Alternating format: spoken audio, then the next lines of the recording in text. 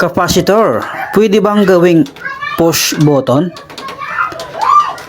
Bali, dito ako kumuha guys ng improvise nating push button. Kasi ito guys, itong ginagawa ko na ito, sira na yung mga push button niya. So, kailangan palitan kasi gusto ng may-ari ay mapapalitan. Kasi nga, pag ginagamit niya, hindi niya mapindot.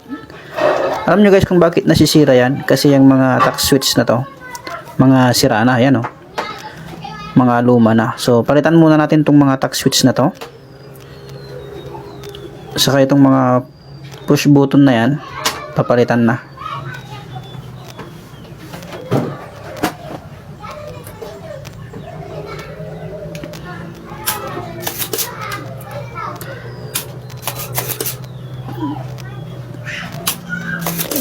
Bago yung mga ipapalit nating tack switch.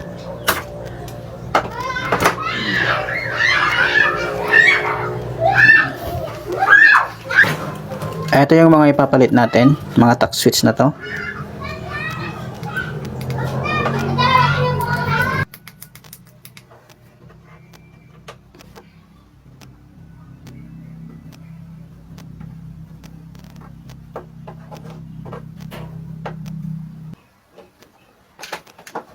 Kahit idikit mo kasi to guys, hindi rin tatagal.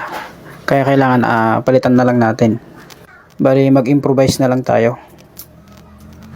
Wala naman na tayong mabibiling ganitong mga push button na to. Mga piece out na. Mahirap na ding hanapin. Bali, dito tayo kukuha ng mga capacitor sa board. Ganito lang yung gawin guys. Ayan. Paikutin mo lang yung mga paa. Saka papainitan. Ipasok sa tack switch. Dapat sa gitna ng tack switch yan guys pasok na pasok dapat para hindi basta-basta mahugot. Yan.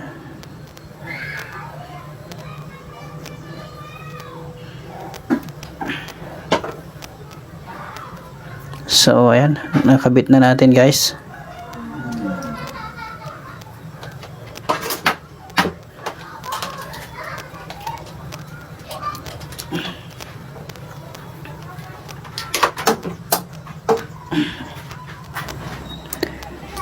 Ayan.